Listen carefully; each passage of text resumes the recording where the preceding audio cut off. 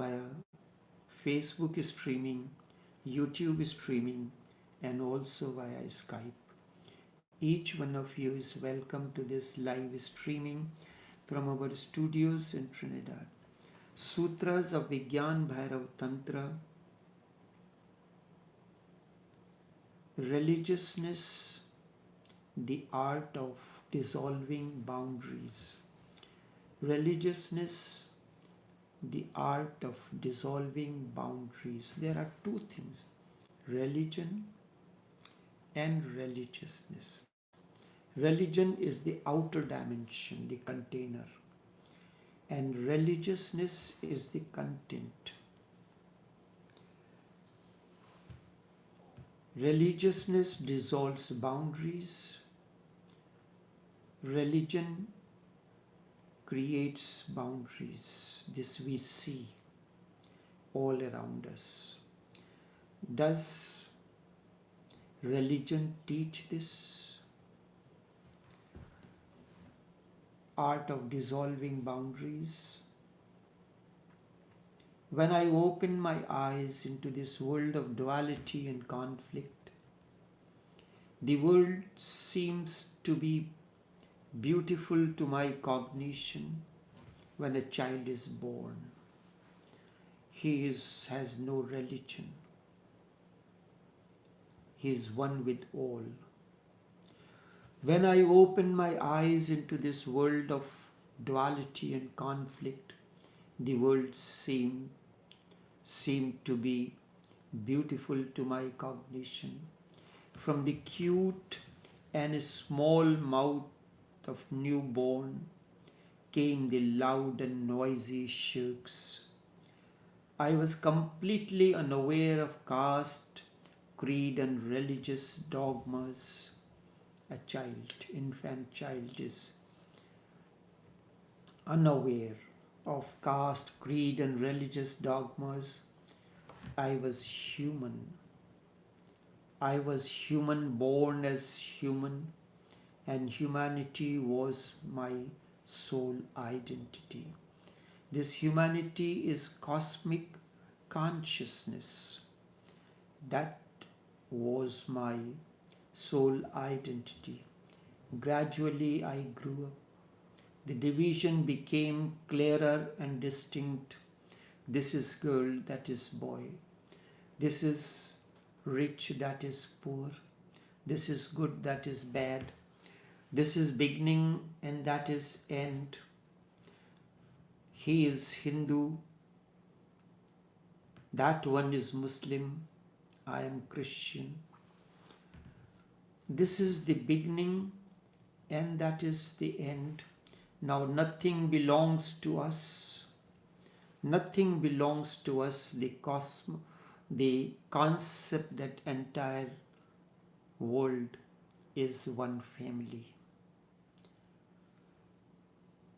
Now nothing belongs to us. It's either yours or mine. At every step or two, there is boundary not so divine. So much of blood splatter on the blank pages of history. Does religion taught us that? Does religion taught us that? In the name of God, kill your fellow beings.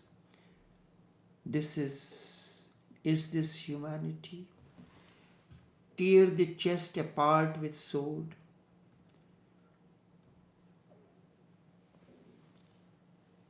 Talk bitter and rubbish. Surrender to fear and terror. If religion teaches us to be this and remain this way, then time is to drive religion away. Because religion never teaches us this. Religion never teaches us. Religion teaches us oneness, harmony. Indeed, religion must teach us harmony and brotherhood, broad-mindedness. Entire world is a big family. Tantra is absolutely religious.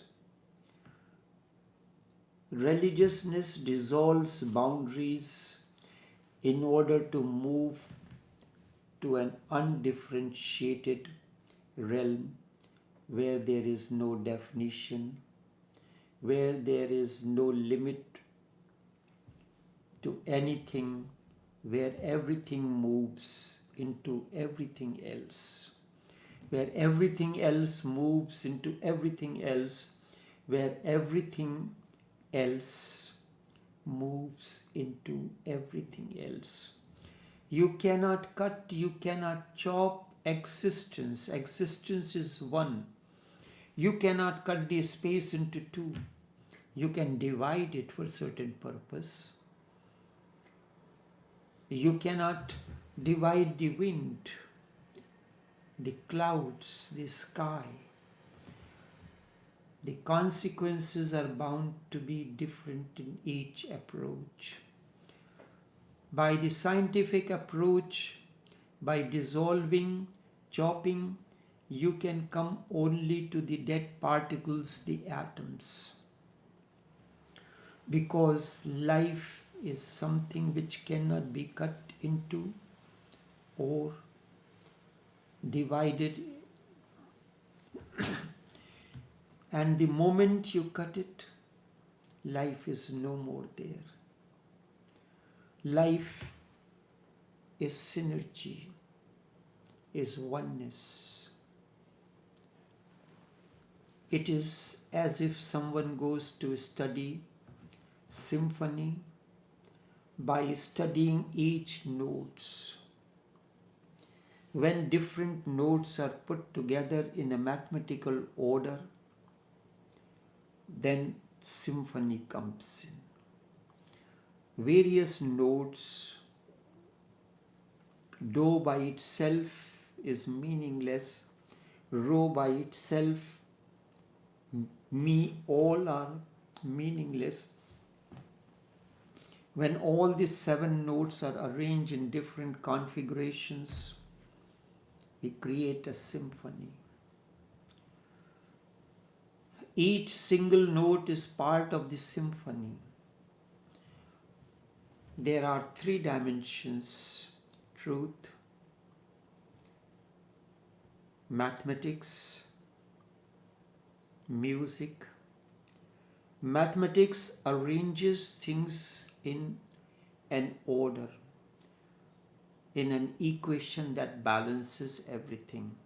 Music adds the dimension of symphony or harmony,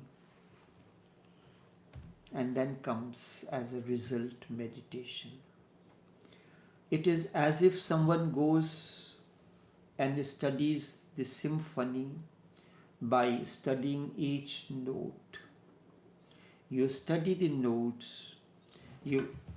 When your process of learning starts, you are not familiar with alphabet. So you have to identify with pictures. This is A for apple, B for baby, C for cat, D for dog. You learn the alphabet, all 26 letters. Then you start putting the 2 letters together. C-A-T, cat. 3 letters put together forms a word.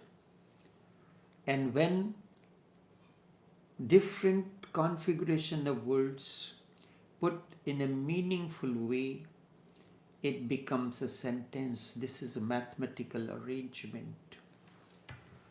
And by studying C-A-T, cat, you will not know the cat came in.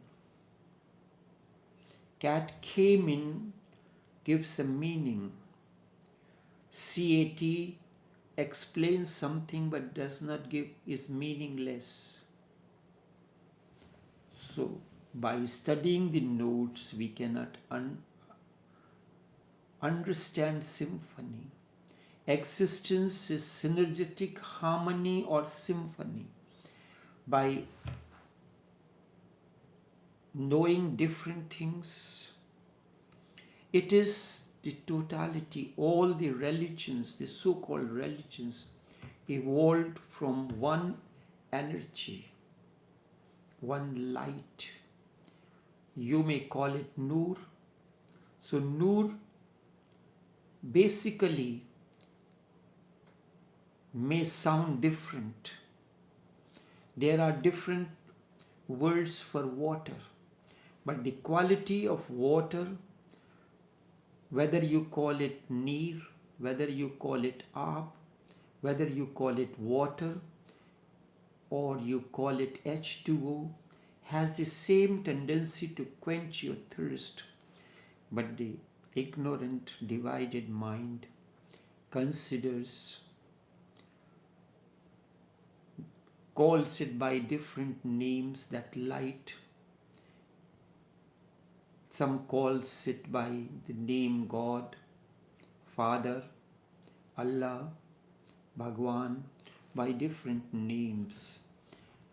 Candlelight, the light of the bulb, the light of the lamp. The light is the same. Is light important or the container is important? Container supports. The light is more important. Allah is the container. Nur is his light, but you can call it Nur or Prakash. You will find difference between Nur and Prakash, but both are the different ways of saying the same thing. And that creates, we create that division for purpose. But religiousness on the way to inner transformation, all kind of divisions must come to an end. If the division remains, then inner development or progress will be mere illusion. I cannot study you by studying your parts. As a medical student, by studying one part, you can study it. You can study, know its functions, functions of the femur bone, functions of the other, but that does not define you. By being an expert as an auto-electrical engineer, auto-electrician, you can know about one function of the car, vehicle, but that is not all. You cannot study the car by, if there is any malfunctioning in the steering wheel, then auto electrician is of no use. The auto mechanic will be of use. So by studying one different parts, you cannot know the whole. I cannot study you by studying your parts. You are not just some total of parts. If I give you the steering wheel, the battery, the engine, the radiator separately, can you take me to the right? You need a process to put everything together. That process, the scientific process of putting everything together, is the science of being. That puts everything, and when everything is put together, all the parts starts functioning in one thing, then the life comes in. Car becomes alive. You tumble it, it starts. The moment the life of the car starts, all the parts that were dead in their solitary existence become alive and start functioning. Such is life. This is religiousness. Understand the difference between the two. There is no harm in following the religion that you are born in. But the masters, the awakened one, they become a symphony, the harmony. They may be born in out of a particular parentage, out of a particular religious background, but humanity is their religion. Humanity is their religiousness. Lalaji was born out of Hindu parentage, but he assumed Sheikh Maulana Fazl Ahmad Khan as his master, and he was the part of the family. His son and daughter were just like his own family. In one of the letters, someone gave the charities they give to the master from time to time. He said, your bounties were put to good use. For quite some time, the son of Hazrat Huzurwala was out of job. The money was being sent to him. Whatever you contributed was sent to him. He was born as a Hindu. And Sheikh Fazl Ahmad Khan belonged to another religion. But what was the common bond? The religiousness, that we are part of one synergistic harmony. We are light. And now his daughter needs some financial support. Your contribution will be directed towards her, and it is already being done. Do we want to live like that, or live like what we see all around us? You cannot divide, you cannot study the parts, and from that you claim that you have known the total.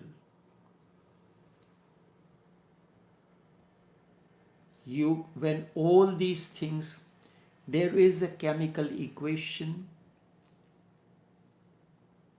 2 molecules of hydrogen and 1 molecule of oxygen, because of their balances. In the presence of manganese dioxide, 2H plus O2 equal to H2O plus O. O is nascent oxygen. This reaction happens in the presence of manganese dioxide. Manganese dioxide in that reaction is the silent doer. Its presence creates this reaction to happen. Its presence creates, it is the master, whose presence creates everything, but it happens in his presence. The distinct parts of your being begin to interact one another and creates a miracle. 2 molecules of hydrogen plus O2, 2H plus O2, and the equation is reversible. H2O plus O. So these were put together in the presence of the master manganese dioxide, MnO2. The water is obtained. The master lends his presence. In that presence, the discordant elements in you come to work in harmony with one another. As a result, the process of transformation happens. That is why if science and art is put together, then something can happen. Manganese dioxide's presence acts as a mystical presence in that chemical equation.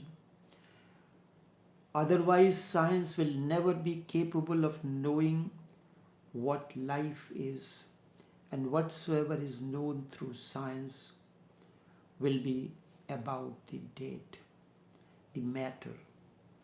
It will never be about life.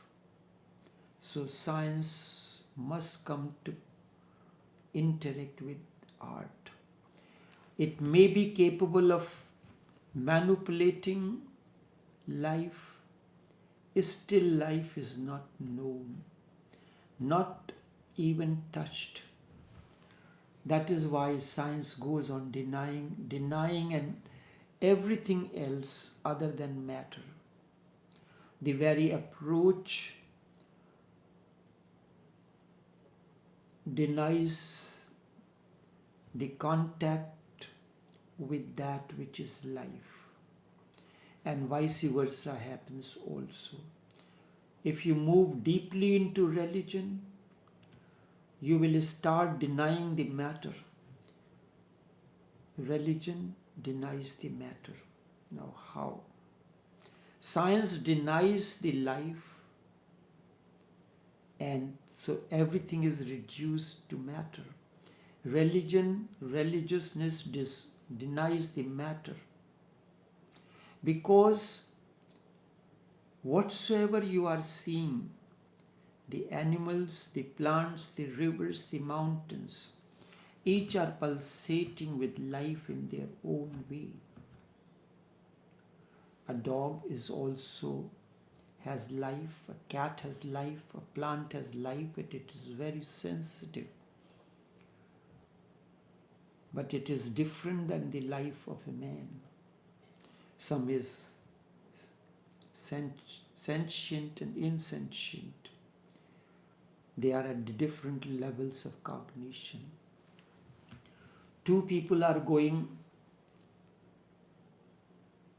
for a place. They are at different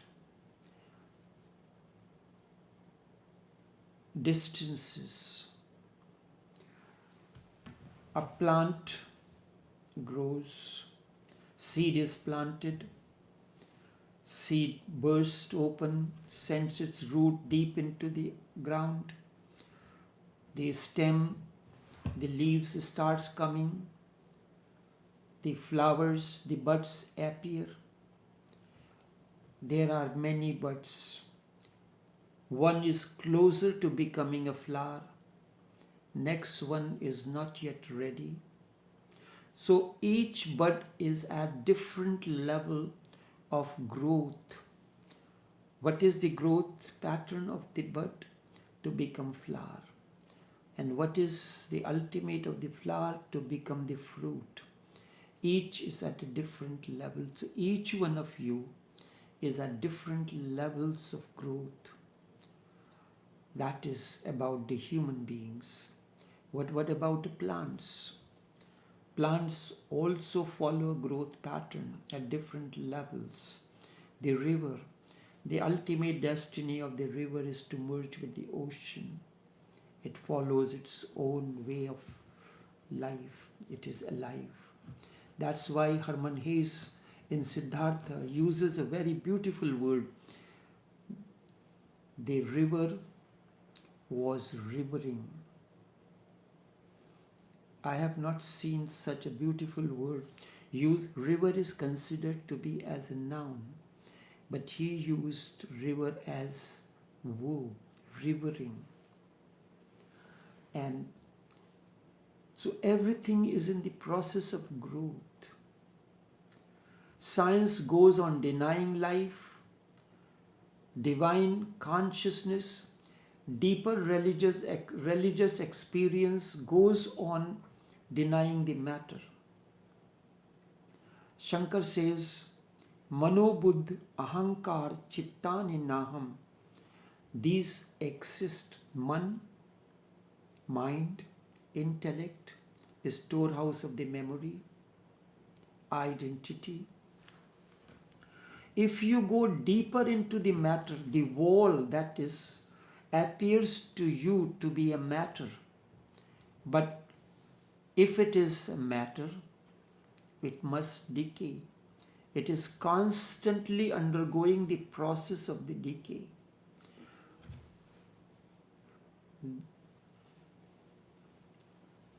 It simply appears to be the entire Eastern approach has been to deny the world, matter, and anything that is material.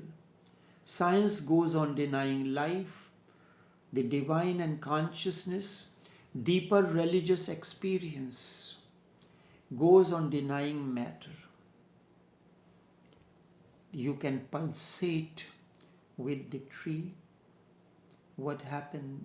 Why does the Bodhi tree still carries? It has seen a great revolution happen to Gautam. It still remembers that. It pulsates. You may not be sensitive to this, but the awakened one is sensitive. I will share with you an example.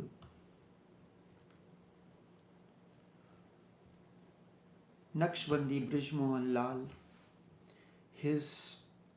he had gotten his initiation and the complete authority from the the fellow disciple of Maulana Fazl Ahmad Khan. His name was Hazrat Abdul Ghani Khan. He had gotten the entire authority of the spiritual order through him. He was to go on Umrah pilgrimage. So, and he sent a message to Brijmohan Lal that on his way to pilgrimage he will pass by him. Then after some time, so my grandfather asked grandmother to prepare a set of mattress and comforter for the sheikh. So my grandmother prepared two identical sets, one for the Maulvi Sahib and the other for her husband Brijmohan Lal.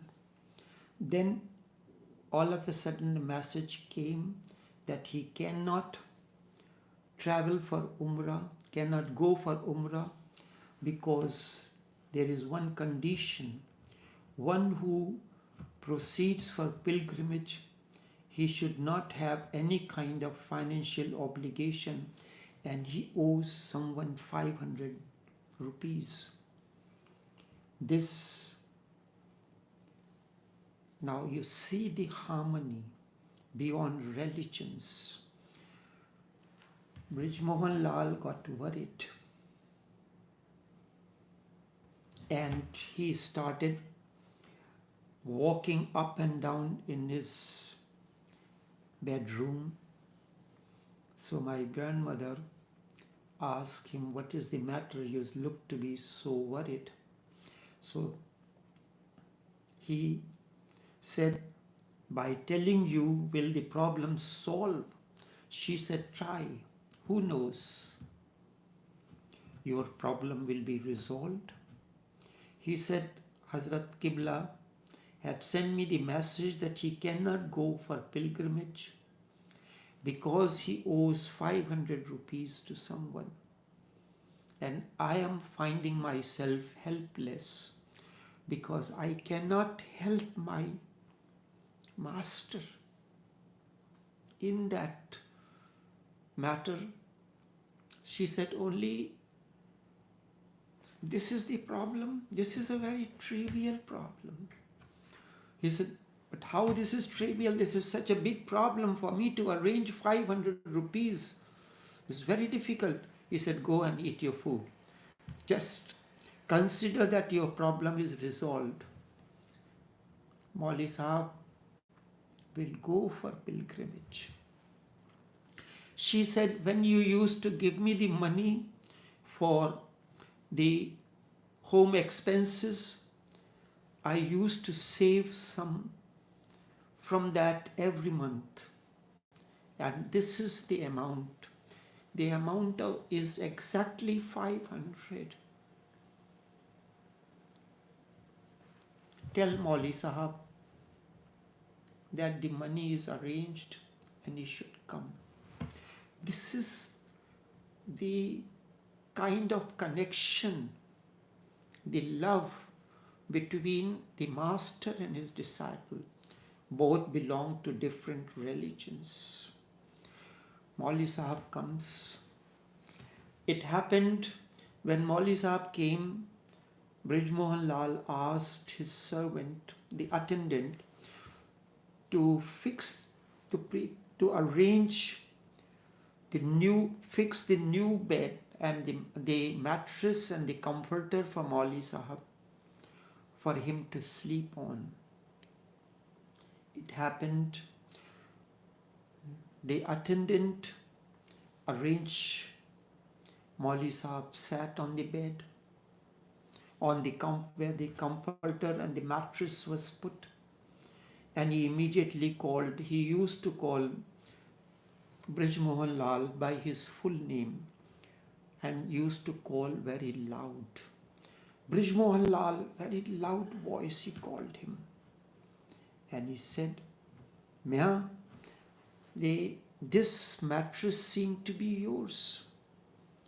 So unknowingly, Brij Mohan Lal said, Hazrat, this is the new set being made for you. So it is new. He said, Mia, should I listen to you or to the mattress? The mattress is telling that this belongs to you, you have sat on this. You may consider this as matter. But for that man, Maulana Abdul Ghani Khan, it was alive. So how would he call the mattress as matter? For him, matter does not exist. Everything is life. But the science will see it simply a mattress. Science will see it simply as a mattress, but Maulana Abdul Ghani Khan saw it as consciousness, as energy field. It was not mattress alone. When Brij Mohan Lal went inside and inquired, the two sets were identical, the same material, same design, and by mistake, the attendant used the set that was used by Brij Mohan Lal once. He said, Mia, that is why I was feeling that you have slept on this mattress. As he was sleeping, his vibrations, his energy field was soaked into that mattress. So, entire Eastern philosophy, Eastern way of life is that everything is divine consciousness. Even the matter, there is nothing like matter. Because of this very approach, if you look at without differentiation, matter disappears. Matter is life divided, differentiated. Matter means definition, something is defined, analyzed into parts. Consciousness means the mattress and Brij Mohan Lal are same. They are one with one another. There is a free flow of his energy from his totality to that mattress. Mattress absorbs that energy field. Matter means life defined, analyzed into parts. Consciousness means there is synergistic harmony. So of course, If you look at the undifferentiated and become part of it in a deep participation, Maulana Abdul Ghani Khan saw the mattress and Brij Mohan Lal as undifferentiated. It became part of it. Now the three, Abdul Ghani, Brij Mohan Lal and the mattress, they were separate, but they were in deep participation with one another. Brij Mohan Lal energy field participated with the mattress. When Abdul Ghani sat on that mattress, the mattress participated, there was a participation. If you become one with the existence, as two lovers become one with one another in the moments of deep love making, matter disappears. Then the two remain simply energy. This may be the experience of each one of you. So, what if the mattress was a matter, but in deep participation, the matter disappeared, it simply remained the energy field. In deep participation of love, the lover and the beloved disappears, the matter disappears. Only two energies pulsating remain there. That is why Shankar says matter is illusion. Because he is participating deeply with the matter. If you participate in existence, it is. But Karl Marx says that consciousness is just a byproduct of matter. It is illusion. Consciousness is a function of matter. If you divide life, then consciousness disappears.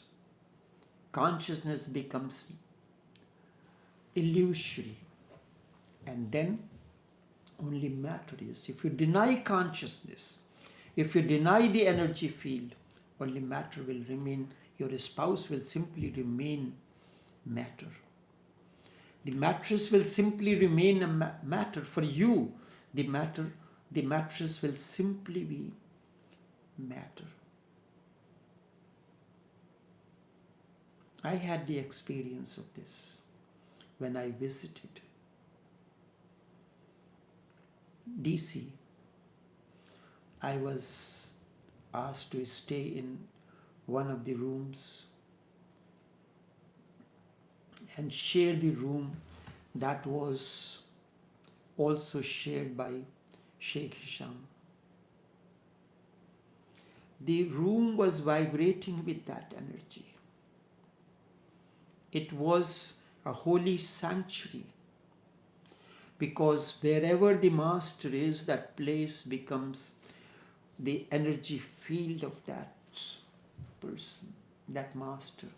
So if you look at life undifferentiated and become part of it, and in deep participation you become one with existence, two lovers become one, matter disappears. Existence is one. If you approach it through analysis, the scientific approach, only matter will appear. If you approach it through total participation, it appears as life. Deeper you go into life, you enter into the divine, you become as consciousness. If you approach it through science, there is no possibility of any deep bliss happening to you, because with dead matter, bliss disappears. At the most, it can only be illusory. Only with deep participation, bliss is possible. When the two, male and female, or two persons, participate with one another in deep participation, be it meditation or anything else, then bliss happens. That is, then the whole thing becomes totally different. It depends upon how you look at it, how deep, how penetrating is your vision. Remember, before we enter into the technique, remember Tantra is a love effort towards the existence. That is why so much of sex has been used by Tantra, because it is love technique. It is not only love between man and a woman, it is what was happening between Sheikh Abdul Ghani and the mattress. What had happened between Brij Mohan Lal and the mattress. Was it not a love technique? Was it not approach of Tantra? Was it not a deep participation with the matter?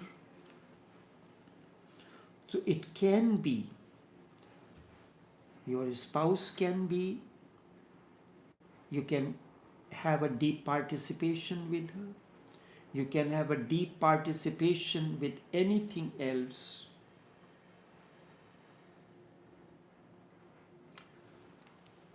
It was said about Oliver Goldsmith. He was a great literary British writer. It was said, when the people die and their graves are being built, we put an epitaph. It was said, what will be written when Oliver Goldsmith dies? What will be written on his epitaph? There was a young poet, David Garrick. He said, I will write something. He wrote, here lies a man who was an angel with a pen in his hand. Here lies a man who was an angel with a pen in his hand, and he talked like a poor Paul. Oliver Goldsmith, the moment the pen goes in his hand, he is an angel. He is an angel.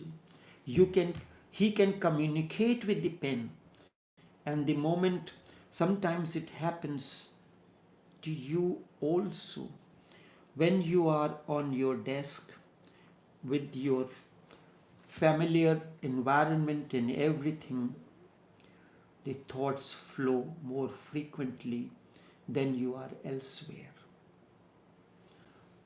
You are in your office, the entire setup is there, and the moment you sit down on your computer, on your desk, the flow of thoughts becomes more free and frequent as compared to if you sit down somewhere else in your living room. You may not be able to do the same thing. It all depends upon how you look at it. Remember this before we enter into the technique. Tantra is a love effort towards existence. For you, it is through the spouse. For Maulana Abdul Ghani, he was in love communion with the mattress.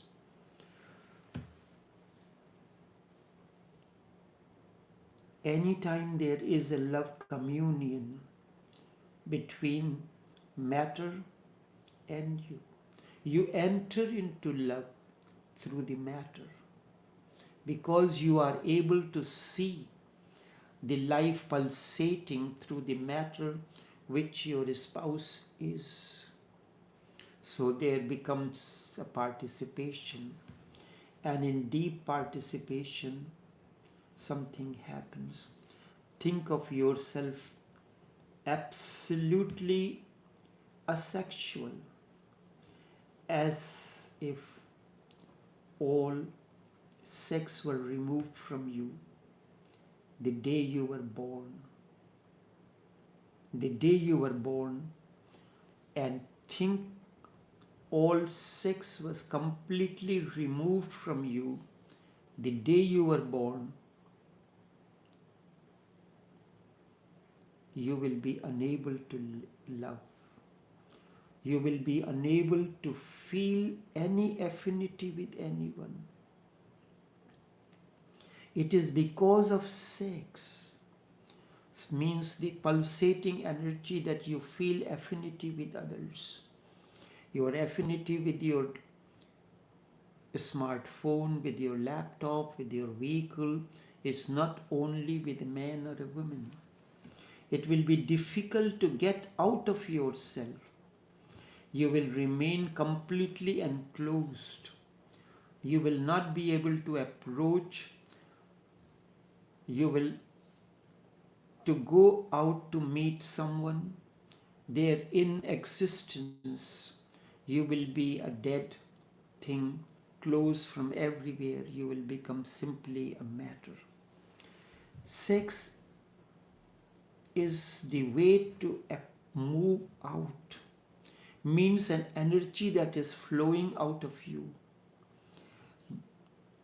If that energy is not flowing out of you at a particular moment, you cannot feel affinity even with your spouse at that time.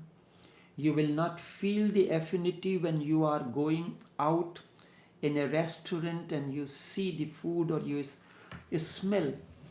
You feel affinity with your spouse because of the smell that is coming. You feel affinity towards a particular dish because the smell is coming through your nostril. You see the affinity towards the laptop or a smartphone because the eyes is bringing, communication is happening through the eyes. Sex is your effort. Sex means energy. The existential bioenergy flowing outward is your effort to reach out. If your eyes were closed, if your nostrils were not working, would you be able to feel affinity with the food that you are seeing?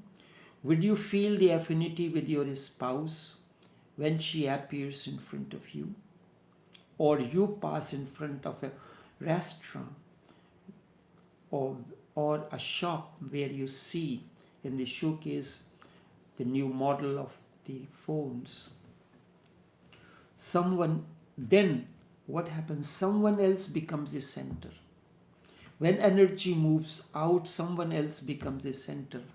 The smartphone has become the center. Your energy is going to that. That particular dish whose fragrance has come to you through your nostrils has become the center. You leave your ego behind. You go away from it and meet someone. You go and look at the smartphone. You go and look at the object. If you really want to meet, you will have to surrender. If you want to maintain your ego and identity, you will not be able to have that affinity with your spouse. And if the other wants to meet you, he or she will have to move out also. You are making an approach, you are going out, but the other is closed. So what happens in case of the matter, in case of the phone or the laptop or something? It is Its fragrance is reaching out to you. Its look is reaching out to you. And you are reaching out to that object. The two are meeting and something has happened. You move to the other and the other moves to you. He comes into you and you come into you. The fragrance of the food has come into you.